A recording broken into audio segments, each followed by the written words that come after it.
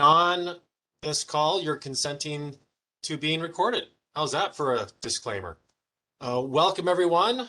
My name is Dan Clark. I'm the director of the Local Government Center at Montana State University. We're pleased to be partnering with the Montana Association of Counties to host these semi-monthly or twice monthly town hall meetings. And today's our scheduled town hall meeting. Our next one, for those of you that would like to put this on your calendar, is scheduled for the 18th, unless something comes up. That'll be Friday, 2 weeks from today. So the 18th of June will be our next session. For those of you that need a reminder, if you're calling in on the phone and you would like to unmute to make a comment, you can press *6. For those of you that are participating through the WebEx live video and audio, you can, at the bottom of your screen, you will see there is a button that says mute or unmute, and you can just unmute yourself if you have a question you'd like to ask. But you can also use the chat feature. So down in the bottom, at least on my screen, the bottom right-hand corner, there should be a little box that says chat, and there's a caret. You click on it and it'll expose the chat feature, and you can type in there a question either to an individual or to the whole group. We will be monitoring the chat, and when the time comes for questions and answers, we'll make sure we read your question as they come in. We'll read it because the recording doesn't capture the chat feature. It just records the screen and the audio. So we'll read the question into the record so that we can have that for the future reference. For those of you that have colleagues and others within your organization that are unable to join us today, this meeting will be recorded. When it is rendered, I will send it to MACo, and they will post it and host it on their website, as well as we will place it on our website at the Local Government Center. So you can always access it there and share it with others within your organization that were unable to attend. I think that's all I have for the introductions. I will turn the time over to the capable staff at MACo, as I'm sure they would like to review the upcoming district meetings and probably the ARPA program and other things that they would like to discuss with you today. So with that, Jason, am I kicking it over to you? I'll jump in real fast. Oh, George. All right. Thanks for the introduction. Thanks for again hosting these, and thanks to the members for participating. We're going to go through probably some more, and we are going to go through some in-depth discussions about ARPA funds. But I do want to remind you, we're on our beautiful road trip next week. Starting Monday, we'll be Helena to Shelby, and then we go Shelby to Richland County, Richland to Bighorn, Bighorn to Park, Park to Ravalli County. And so if you haven't registered for those, please make sure you do. We try and get an accurate head count for meals. And then as of normal lately, we will make links available for people to Zoom in and participate how they can and how they choose if you can't be there in person. This is a great opportunity for us to get out and meet with you guys in your own backyards and have what we think are pretty good discussions about everything from MACo budget, preliminary budget, to legislative update, to likely a thorough discussion on more ARPA information. The last thing I want to remind you of is that we encourage you to invite your legislators to come to those district meetings. Even if you don't think they're going to come, they generally appreciate just hearing back from you guys and getting an informal invite. And if they do come, MACo's happy to buy them lunch. So tell them free lunch. With that, I think I'll turn it over to Jason, and we're going to go through some ARPA funding. Good afternoon. I hope we have more than just Commissioner Barron and Commissioner. I think there's a bunch. I see you all, so I'm hoping there's a good number. The first thing I want to sort of touch on today are just some of the general things you can expect when you apply. When you go in and you do your certification to get your dollars, you're going to attest that you're going to comply with a number of things. And I just want to make you all aware, for those of you that have done community development block grant programs, it's going to look fairly similar to that list of requirements, civil rights, housing relocation rules, et cetera, that you probably have resolutions on hand for.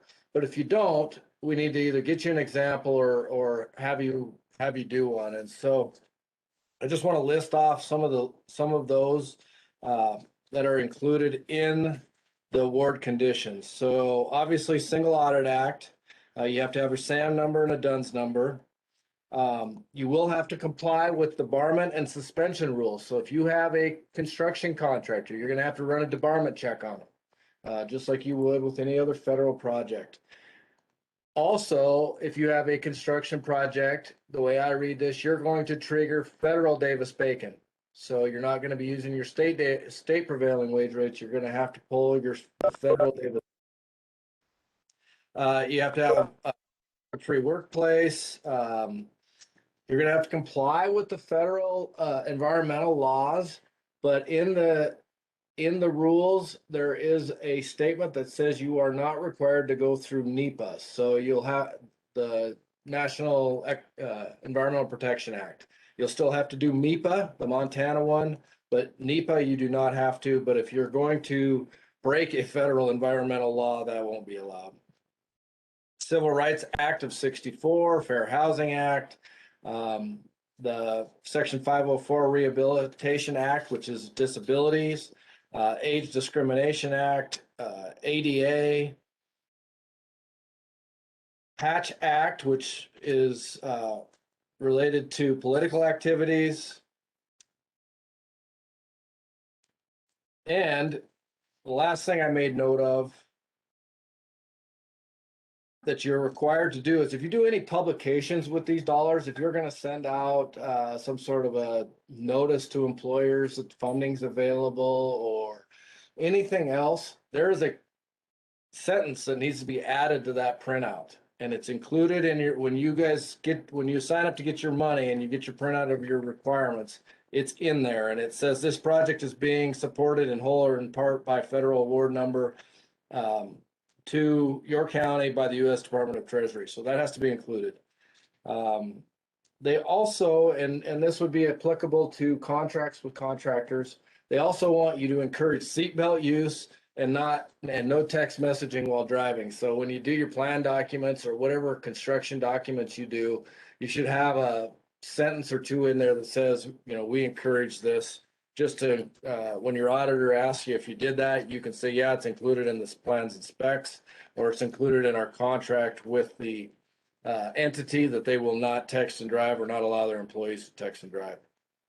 Those are just some of the things that I hadn't thought of that are included in what you agree to when you actually go into the portal and ask for the money. Next thing, some key dates again, just to review. For premium pay, if you decide to do it, and the first thing I will tell you is if you're going to try and do premium pay, please reach out to us. And when I say us, I mean Mackenzie, and we will get you our guidance on that. We are recommending against it, but we do have some counties that are looking into that or have decided they're going to do something along those lines.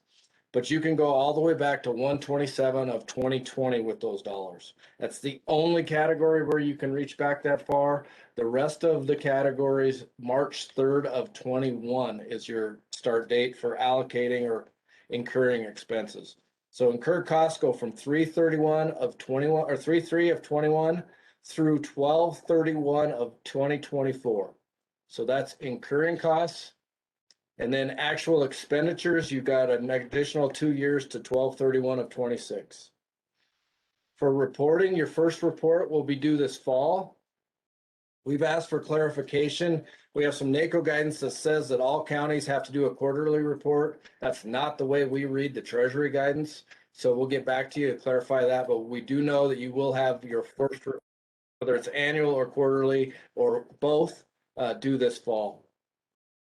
Last time we got together, I had a question on ditch water and whether cleaning up roadside ditches would be water or a wastewater or a stormwater project. My short answer to that question in reading the SRF rules is no, I can't find a spot where that would fit in their definitions. They're clearly aimed more at public systems, both distribution, treatment, sources, etc. And I could get anybody who's interested in that exact language. I can email that to you. Just drop me a note, and I would be happy to do that. But you know, recutting roadside county road ditches is probably not going to be eligible, in my opinion. Also, another big no-no is we can't pay off debt with these dollars. We cannot do road improvements with one exception, and that is revenue loss, which I'll talk about here in a minute. And you can't put money into a major pension investment, but you can put money into a pension that's a part of a payroll that's eligible, such as premium pay or your county health, for those that are responding directly to the pandemic. If you are choosing to use these dollars to pay them and you've gone through that vetting process. Next thing I want to talk about is just a couple of resources for you folks to go into. If you have questions, we're going to be on the road next week, a little bit out of touch on occasion. But there are some websites. NACo's got some great sources at NACo.org. And if we can get Eric to share that. Maybe. Give us treasure. Hold on. You send me that link. I think so. Hold on. I could do this. FAQs. That's the first treasury one I sent you. Yeah, that one I had the MACo.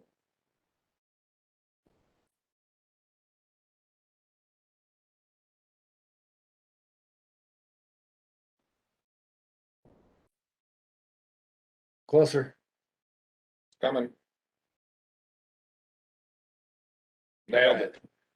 So I recommend you jot down this website. It's got great resources from the national level, and it's where we start to do our analysis. And then of course we drill down into how it impacts us as a state specifically. It's got their analysis of the rules. It's got, if any of you still don't know how much money has been out, when you ask how much you're going to get, that's in there. It's got FAQs that are from Treasury. It's got Treasury's actual guidance. So it's got many of the things that Treasury also has.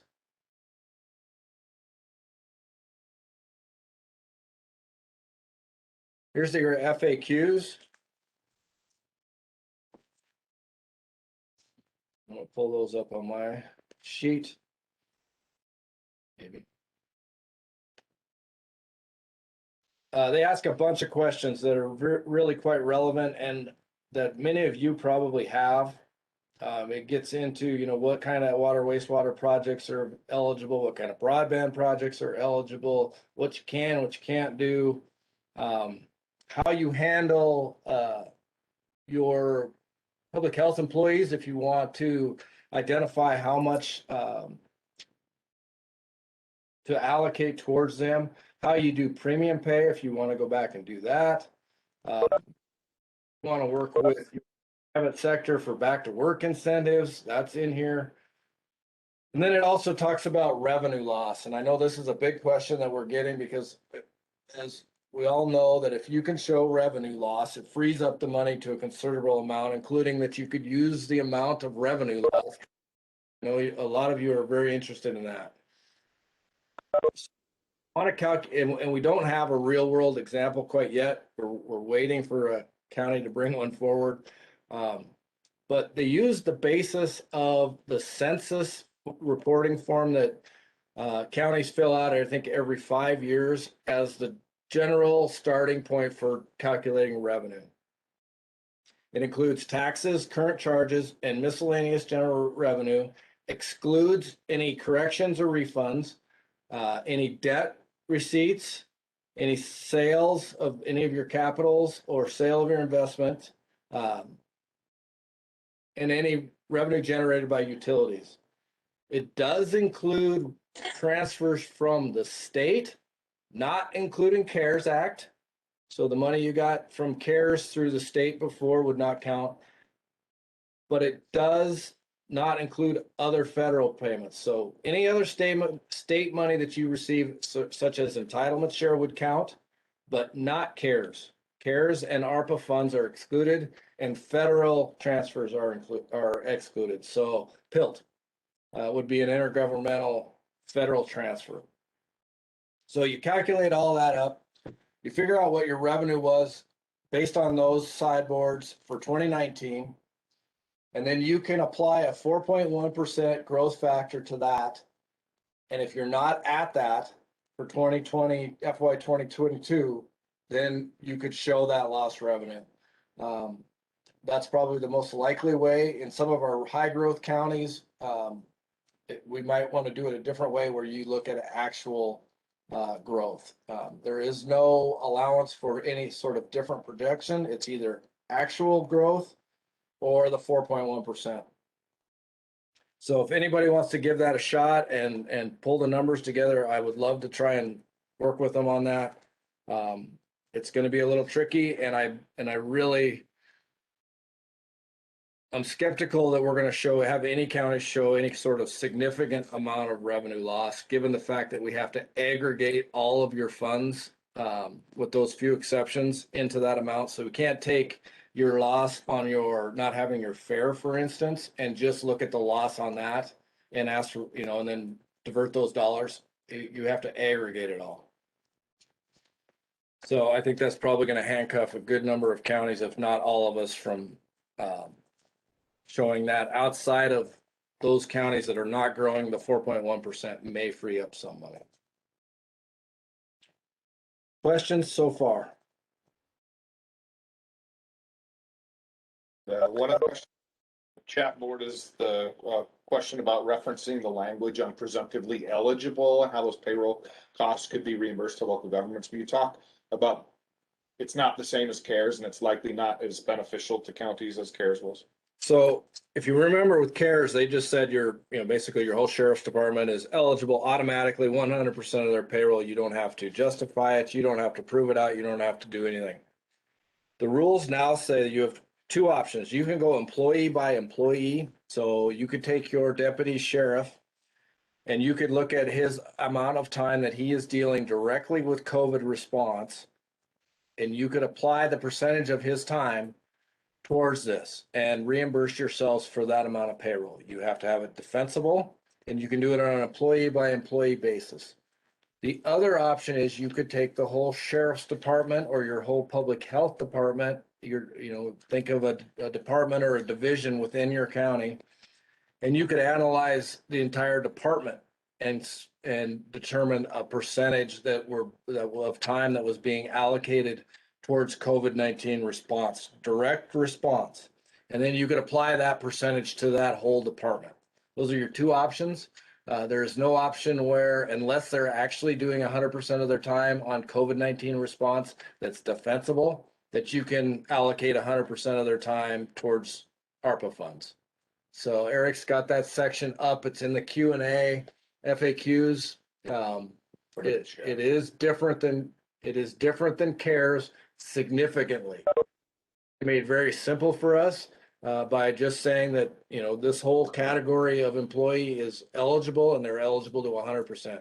That is not the case anymore. Now you either have to justify it on an individual employee basis on actual COVID-19 response time, or by department on actual COVID-19 response time.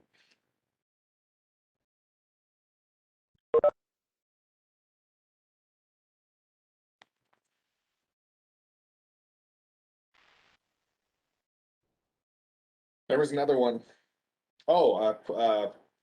Somebody asked a question about whether they could create a property tax relief program. My favorite question, by the way. So the answer is you cannot reduce your amount of property taxes that you're going to collect, but you can give money directly to households. You can give money directly to businesses in response to this, and it can be your ARPA money. Now, you can't say you're gonna owe instead of $3,000 on your tax bill, you only owe 2,500. But what you can do is say, we're gonna give $500 back or a certain percentage of that back to the employees, and you just rebate it back to them. I don't think there's any provision where we can work with revenue or go through this where we actually reduce the tax bills. You would have to just give them some amount of money based on a formula or something back. You'd have to create a program out of whole cloth, make it defensible, determine your eligibility criteria, and issue payments directly, like the feds did with PPP or the state did with some of their grant processes that they created during CARES. That's the big difference between CARES and ARPA, is that your money through ARPA can be given out to private, nonprofit, or directly to your residents in your county under ways that could be defensible. Short answer, or the long answer. Short answer is yes, you could come up with something like that. And if you do, we'd like to help be involved in that.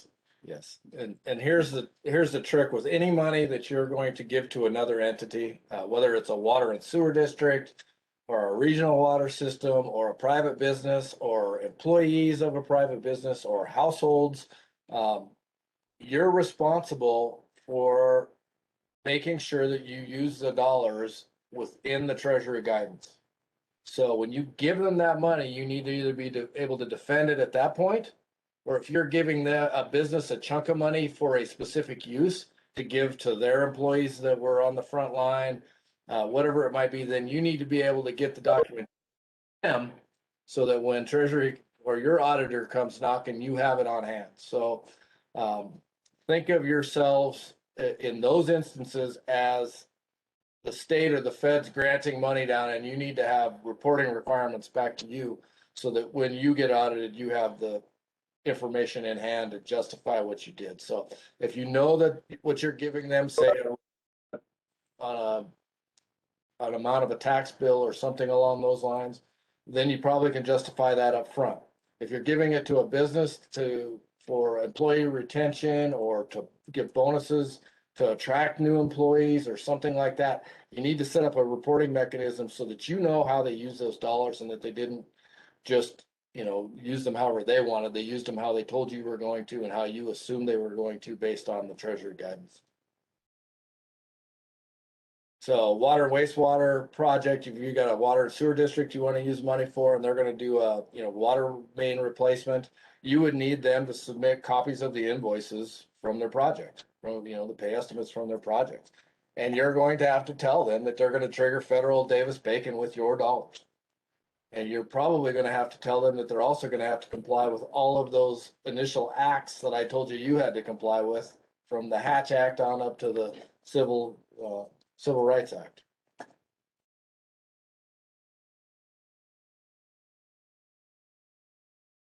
I saw, did somebody ask what year they would use for revenue?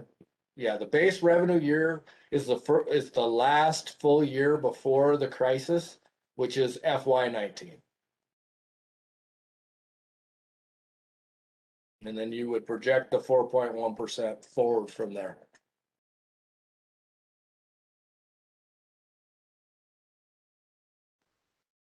I'm going to type in, there's a question about ventilation systems as improved expenditure. Yes. Critical public facilities. I'm typing an answer in the text box. With any capital investment or capital expenditures, it has to be really closely tied to COVID-19. In the discussions and in the narrative, things like air exchange units or better HVAC systems specifically to address air exchange is a generally eligible expense, but don't get cute with things that go beyond what the direct COVID-19 response costs would be. If you have examples that might stretch that line a little bit, let us know and we'll try and either get some direct answers or look through MACo to get questions like that. But if you're upgrading your HVAC system or putting new air handlers in or air exchange units specifically so you can get better air handling in your buildings, those look to be eligible expenses with these funds. Those are called out as examples. So if your sheriff's office is located in a separate building, then, and needed an HVAC system, my interpretation is that's eligible.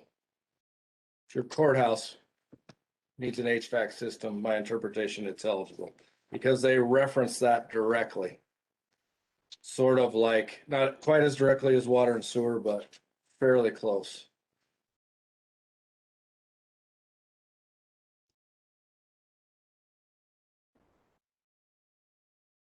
Well, since I said that we would read any questions from the chat, it looked like Eric immediately started cutting and pasting huge swaths of information into the chat. So I'm not going to read those big long responses cut and pasted from the document. But there is a question here about digitizing vault documents and approved expenditure. Did you address that one already?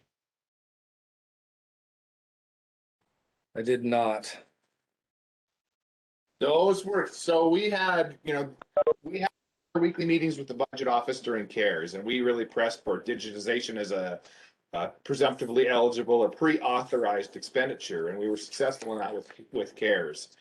I'd be pretty cautious, and to me, it would depend on the cost for it. If you're buying a couple of scanners so you can digitize to give better remote access, I think that's probably justified. If you're initiating a big, expensive process to archive all of your documents, I wouldn't do that.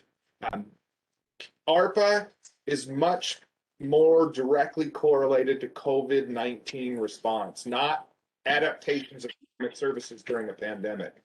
So it's really hard to say a really large, expensive project to digitize all of your records is a COVID-19 response cost.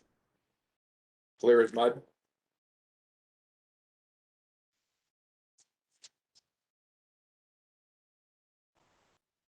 COVID-19 response costs. If you are digitizing because your records just need digitized, not eligible. If they need to be digitized because the public can't get at them because of COVID-19, which would be a stretch at this point in the pandemic, then we could have that argument. Think forward instead of backwards. We're coming out of the pandemic, not into it.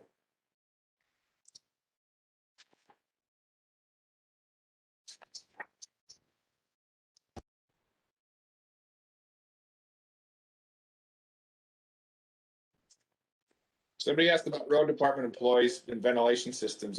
We have a smart mouth response that says they're real people too.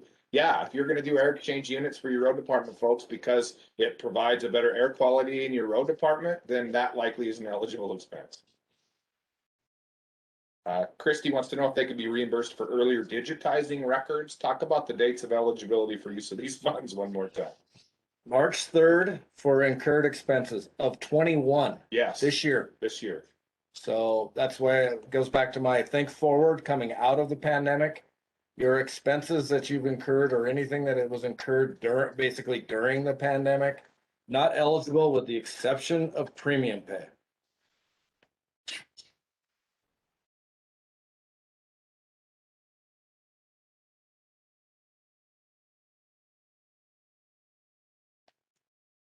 I'm supposed to be sharing something else. No, I'm trying to find the reference to the ventilation ones.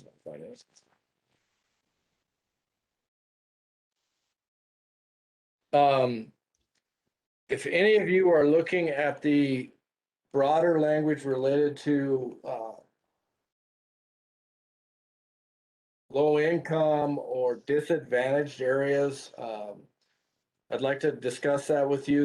There's some language in there about low income housing, homeless shelter type stuff that is eligible. We were asked this week about whether like a Habitat for Humanity household would be eligible. I think it might be, but if you're going to do something along those lines, I'd like to have a specific conversation with you. But there is some more latitude on benefits to what I would call, what they are calling disproportionately impacted population and communities. And some of it's based on census tract information. Some of it's based on whether it's a tribal unit or a reservation area. But that opens some other doors if you have those needs. Another door that's open further than some of the others is behavioral, mental health, substance abuse treatment. If you have needs along those lines, the language is much broader. If you have nonprofits that you want to help, there's some allowance for that. If you want to help your travel industry, hospitality industry, there's some language for that. And then there also is much broader language on helping medical facilities. Healthy outcomes.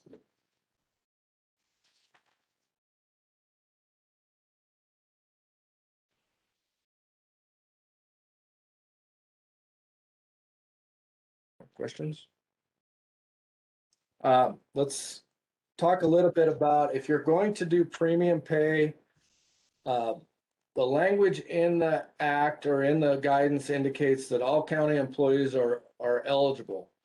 But there's a caveat to that, and one is they couldn't have been working from home. And I don't know how many of you had any of those, but if you had employees that were working from home, they're not eligible. And what the guidance says is they either had to have some sort of direct, sort of regular contact with the public, or with things that the public handled. So, you know, somebody in a warehouse that's taking stuff in and out. I don't have a great example of that. Or, you know, people at a front desk, or that would come up to the front desk in your clerk's office, your treasurer's office, you know, even your judges. If they have people coming and going into their office, they would be eligible. But if they work from home, they're clearly not. So if you're going to look at a more blanket payment of premium pay, I would want to go through your list of employees and have a conversation about whether they met those tests before you paid it to everybody. And again, that's also one we want you to reach out to Mackenzie on and make sure we're not getting into a different sort of human resources problem. There's a question on the screen.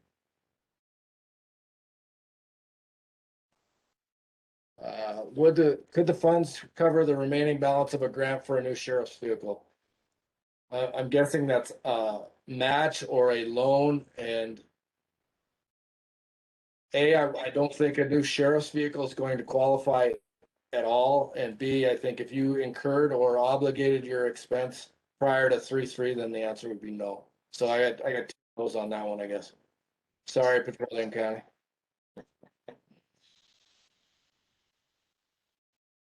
The full URL for I got it.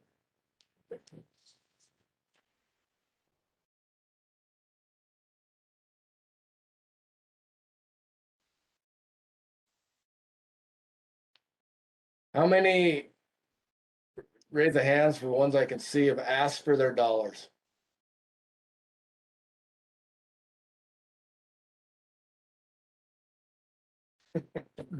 I will reiterate that I do think, especially now that I've seen what you're actually signing on to, that the chair of the commission most likely should be who does that. You are obligating the county to do certain things and behave certain ways. So I think that's probably the most appropriate, or at the very least, have the commission authorize who you're going to have do it, and take that action, or at least have a discussion that you know you're going to assign your fiscal officer or whoever. But because it's obligating the county to certain behaviors, I think it's a good idea that it'd be the chair of the commission, and you go through a little bit more formal process on that. We cannot find, and I do not believe there is any sort of a deadline to ask, other than you want to ask before the first year is up. So if you want to drag your feet a little bit, you can. I also cannot find where it's that if you ask now and you're not 100% sure, or even a little bit sure how you're going to use the money, that there's any penalty or any reason that you couldn't do that either. So the door is open. It will be open until I imagine they issue the next payment next spring. You know, get on there. You will have to jump through the hoops of facial recognition, driver's license number, etc. Some things that many of us aren't comfortable giving out. But I would venture a guess that Treasury probably has access to most all of a lot more information about any of us than we ever wanted them to have to begin with, so. But you will have to do those things to get, the allocation. I also wanted to make sure that you folks, we've been getting and seeing some information from the state that still makes it look like they're going to be the ones giving you your money. And that simply is not the case. So here or are asked or are unsure, you need to ask Treasury directly through the portal for your money. County money does not come through the state. The only money that goes through the state to local government is for cities that are less than 50,000, which are, I believe, all of them but Billings and Great Falls. So every single county has to ask Treasury at the federal level for their money and get it. You will not be asking the state for those dollars. If you want the additional dollars that the state set aside through House Bill 632, that's different. You will have to ask for those, but your base allocation is coming direct from Treasury and it is yours to spend. And the only rules that you have to adhere to on those dollars are the Treasury guidance rules. So if the state has put additional strings on their dollars, they don't apply to your dollars. And I want all of you to understand that very clearly. You are bound by Treasury. If the state has added anything to their dollars, that's their dollars, not your dollars. So I put on the screen a document that the state has been distributing in different formats that mistakenly identifies Pot A as money coming through the state to local governments. That is not accurate. And it also mistakenly identifies that money is limited to water, sewer, and broadband. That is not accurate. Pot B is the House Bill 632 money that's set up with the Barca allocation that the state is creating a distribution system for. More to come on that. And Pot C is money that they've set aside for competitive grant programs. So if you want to use some of your money to leverage it into some of their money, then you will tie yourself to their strings. But if you just want to use your money or a portion of your money in any way you want, as long as you're meeting Treasury guidance, it's your decision-making, your interpretation of the rules, hopefully with our help, and you guys will get audited directly. This is different than CARES. The state is not vetting your request. You and your county attorney and us with MACo are how we're going to vet whether your project is eligible or not. And I guess hopefully your auditor if we're not 100% sure.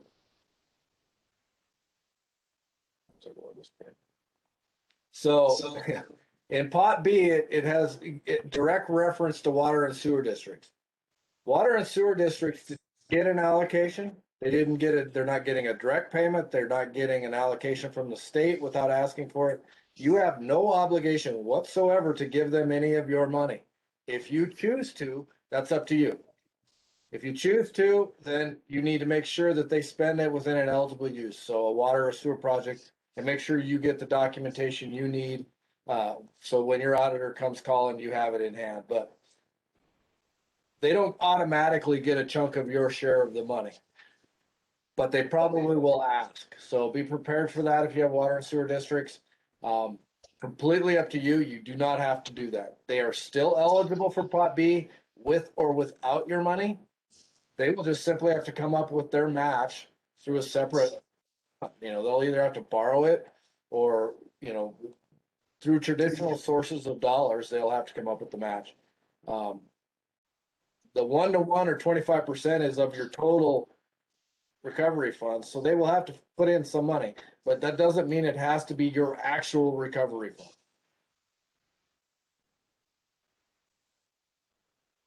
Same thing would go for the regionals. If you wanted to help a regional out, you can, you do not have to. Jason, Bill, now this wouldn't pay for a new jail, but where we're looking at building one, there's about $1 million water and sewer line that needs to be done. Would this cover the sewer line and water? Is it a main? It would come off of a city main to our facility. I do believe so. The language around water and sewer is pretty broad, so my quick response would be yes. Okay, thank you. George, do you have a question or do you just have your hand raised from the previous request? Oh, there we go. Well, the- Okay. I do have it raised. So, well, existing structures for water and wastewater, is the money limited to just existing structures, or can we use the dollars for like expanding in areas, housing developments, subdivision, like lay the ground water and sewer? you can expand. So in the drinking water SRF program, it talks about new systems and consolidation, and so I would put that in, and also distribution. So I would, I could fit that under 2 or 3 of their categories there for water, and same thing with wastewater. I think any sort of transmission, collection, whether it's new or replacement, would qualify. And back to Commissioner Barron, the one thing that I would caution you on with about putting your dollars in that bigger project is, you may want to bid out that water and sewer separate, because you're going to put Davis-Bacon on it. And you may not want to put federal Davis-Bacon on your entire project.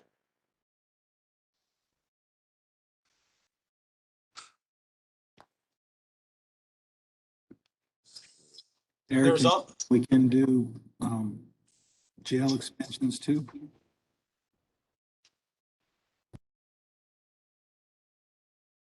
Commissioner Reelbird, I would be very nervous about that, and my first response to you would be no, other than if you specifically had a COVID-19 tie. But if you just are, seeing,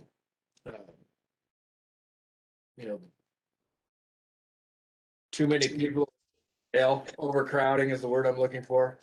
And that problem before and isn't related to COVID, my answer would be no. Infrastructure outside of water, wastewater, and broadband, and capital improvements that are not in a really simple way and very defensible way tied directly to COVID-19 are, I'm gonna probably say no on all of those. Because one thing that's done it wrong, they can ask for it back. So I'd much rather find a hole that fits better than push our luck with any sort of capital project that we don't have a very clear direct tie to COVID to. Can you guys see the DNRC page that I put up on a screen share? No. So one of the questions was asked that if I could share that information about 632. I'm reluctant to send that out to the group because it's bad information. And we spent a couple of weeks talking to individual members and the state about editing it and getting that stuff off of the document, which they haven't yet. But they are building this website, which is arpa.mt.gov, which then will take you and allow you to navigate through the systems that they're creating. This page is for competitive grants for water and sewer. But as you can see, the links aren't up yet. So competitive grant program link coming soon. Minimum allocation grant program link coming soon. When they get those up and running, we'll send them out to our distribution list so everybody can have access to them. I don't want to send out the bad 632 pot A, B, and C narrative because it's not all accurate.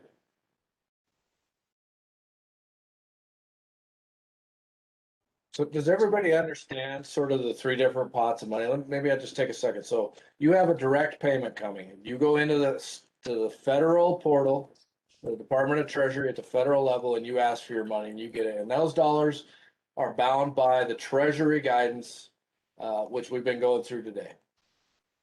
Then the other 2 pots are money that the state got from the feds, that then they devised a program through House Bill 632, which they split into a couple of additional pots. One being a direct allocation to cities and counties. So they set aside a certain amount of money for each one of you. Should you choose to take it, you have to follow their rules. You can use some of your direct money with it to match it. You can use general fund money to match it if you were gonna do um, a project that you have capital improvement funds for, and you wanna use that to match it, but you have to do 1-to-1 match or 25% of the amount of ARPA funds that you got directly is your minimum amount. So if you get $1 million from ARPA direct, you're gonna have to put $250,000 or 1-to-1 into that project that you asked for those set aside state received federal dollars. And then they have a third pot, which I'd rather call a second pot, which is competitive, which is where you would go in. They're gonna look more at how much match there is. There's no minimum requirement, but the more match you have in, the more likely you're gonna get funded. They're gonna be looking at sewer rates and all of the sort of more normal things that they would look at. They're gonna wanna see some additional engineering stuff, not necessarily a full engineering report, but some smaller version of it, with cost estimates. So that last pot of money gets more complicated. And that would be the one that will be on the right. If you scroll down just a little, the one on the left, the competitive grant program, that's that. And then the minimum allocation, if you meet their requirements of water, wastewater, broadband, you should get your money. So if you're gonna work with a district to use some of those set asides for counties and ask them to come up with a match, that would be where you could talk to them. But they're an eligible entity, so I think, now those instances, they should just go direct.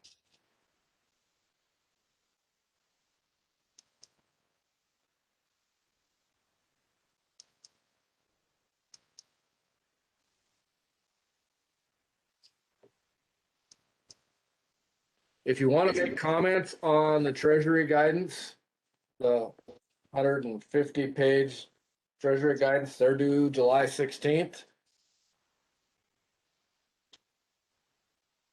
Mr. Stroh has a PAR technical assistance question.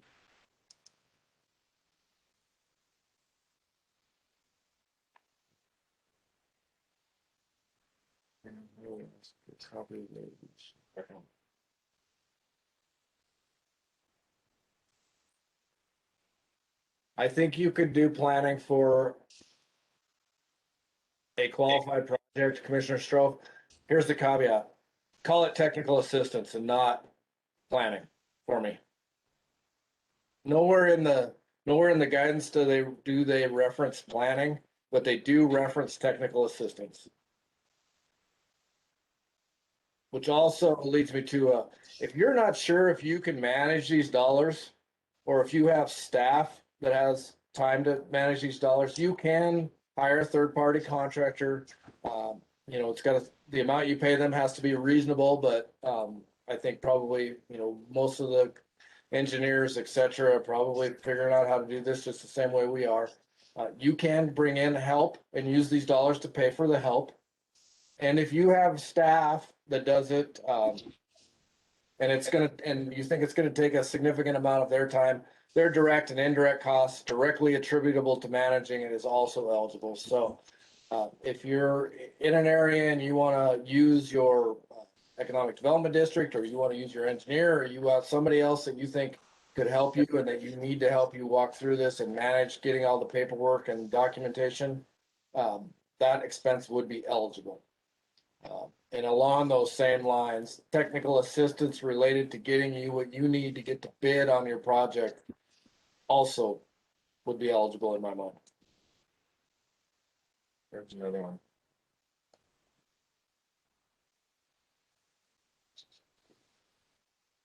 So Dale, do you have a question you'd like to ask? Yeah, Jason, first, can you hear me? Yes. Okay, Jason, I had asked you a while back. I know HB 632 primarily is dealing with broadband, but there is a note in here on public safety under communications. I'm just wondering if our new dispatch console and dispatch would qualify for that? And if so, could it be matched with 911 funds?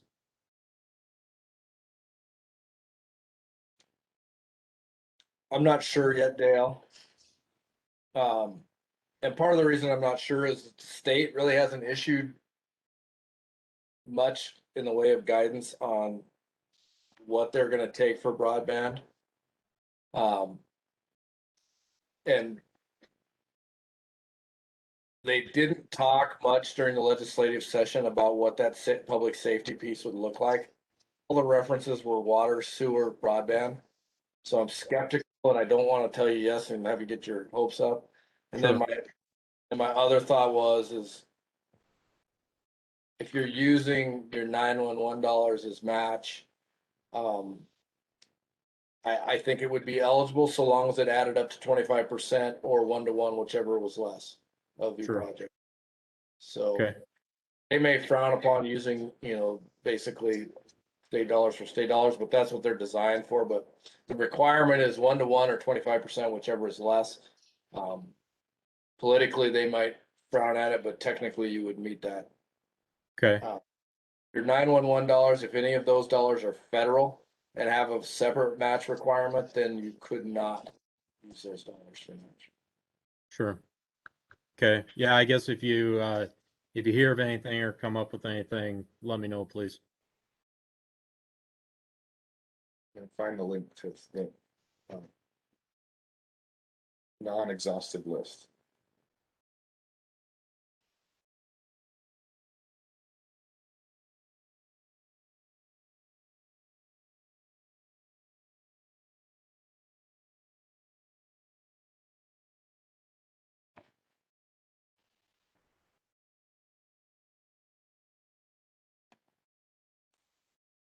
So somebody asked for a non-exhaustive list of eligible expenses. You're gonna love this. In this page, interim rules from the Federal Register, volume 86, number 93, issued on May 17th.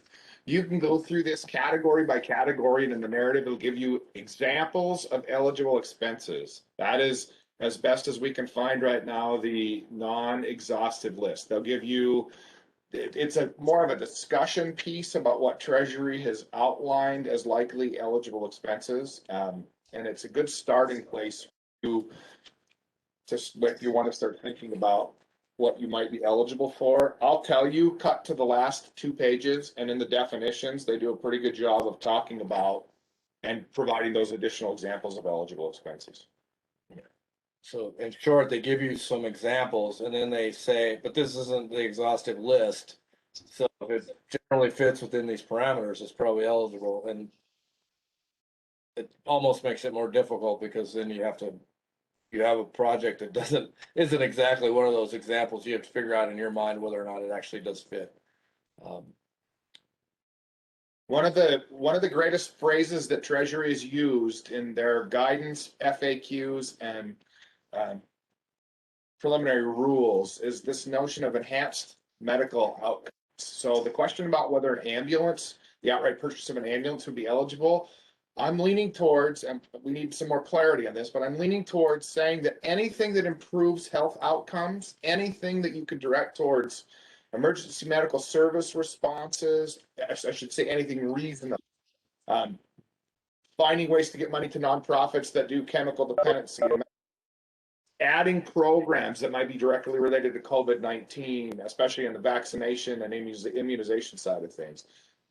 But allowing the most general term I've seen in any of the documents is this idea that you can invest in community functions that enhance, that improve medical outcomes. So I can't sit here and tell you right now buy ambulances, but I'm leaning towards saying a lot of that good work that we did with CARES and getting the chest compressing machines and the lift devices are likely going to be eligible expenses moving forward with this ARPA funds, because you can say you're investing in better and enhanced medical responses.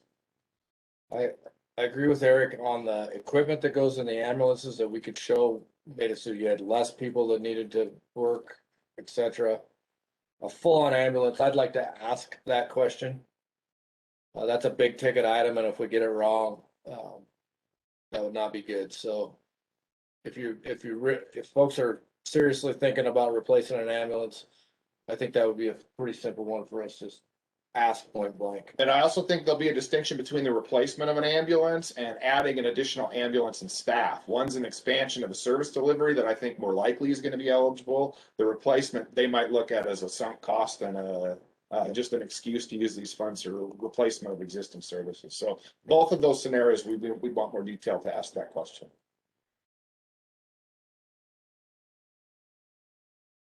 And I'll also note that link I put up here, the regulations.gov documents reference, is open for public comment for another 42 days.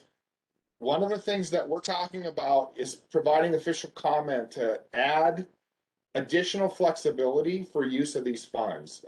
I don't know that it's going to happen, but this is an interim rule issued by Treasury out for comment. So if we could get flexibility on the EMS side, like a blanket authority to say investments in emergency medical service or first responder functions is an allowable use, that really clears up a lot of these unique funding opportunities that I think you folks are going to come up with. So we're trying to figure out what avenue to use to suggest language that just better defines investments with ARPA funds on critical emergency response functions in our counties across Montana.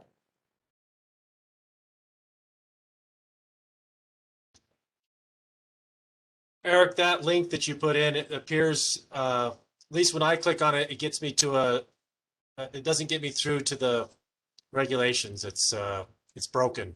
Do you want to try to put it back in again? Maybe it didn't get the full address. Unless it's just me. Just tried it.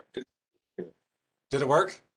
No, but I have a different way. I can download it in an HTML and do it that way. Okay.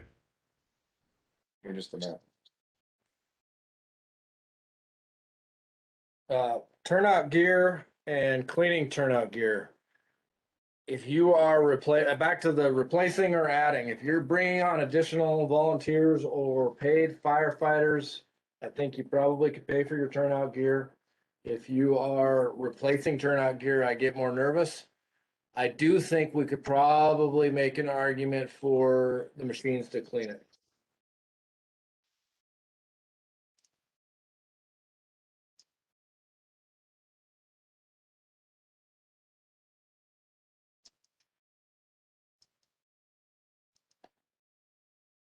Jason, this is Bill again. I know there's nothing for road specific, but we have a couple areas in the county where the roads are terribly dusty and we're being threatened to be sued by the people for health reasons. Would there be a way to work any of this into some kind of dust abatement or something like that? Sorry, Bill. No, I don't think so. Even though it's causing a health problem, it's not a health problem that's tied to COVID. And I just have this really strong feeling that if counties start to try and find wiggle room to work on roads, we're gonna get in trouble. Because they know, we know, everybody knows that counties wanna do roads with this money, and they've been very clear in excluding it. So short of us proving some revenue loss, I would strongly advise against.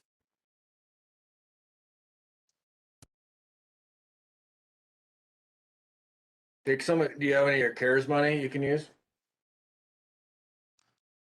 Would that work for it?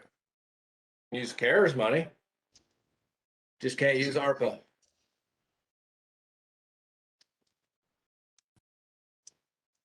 I'm not sure any of those links that I used it with. Question about special audit. It will be your regular auditors, but you will need, when you reach out to them, they need to know that this program is going to fall under the Single Audit Act. So much like if you had a large bridge project that you involve some federal dollars to pay for, they have additional work related to the audit. It will cost you additional money. These dollars can pay for that increase amount, not your full audit, but the increase, the difference. But yes, you will need to let your auditors know that you've received these funds and that they will need to audit act compliance on it. But your regular auditor, whoever it might be, can do it.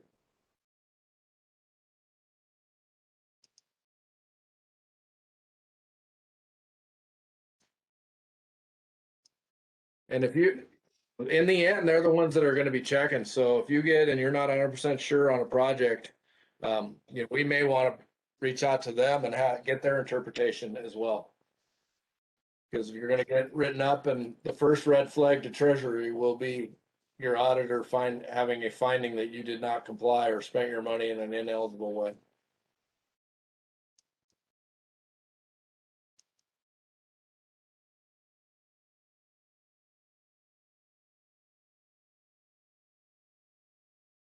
All right. Looks like it's 1:02 and we're 2 minutes late and handing it back to you. All right. I'm assuming everyone's got at least the questions that are burning have been asked or responded to. So again, thank you everyone for joining us. As a reminder, 2 weeks from today will be our next meeting. And in the meantime, next week will be the MACo's regional or district meetings. So make sure you sign up to the district meeting that is near you and participate in that, and bring your legislators with you. And make sure you have them or sign them up for a lunch so that we make sure everyone has something to eat there. Thanks again for participating. We're wish you well as you try to navigate these waters, and as things become more clear. I think we'll continue to inform you as you are striving to meet the needs of your communities relative to the recovery of this pandemic. I think that's about all I have. Thanks again for participating, and we look forward to seeing you all in a couple of weeks. So stay safe, and we'll see you then. Have a great weekend. See you next week. Very much. Have a good one, everybody. See ya.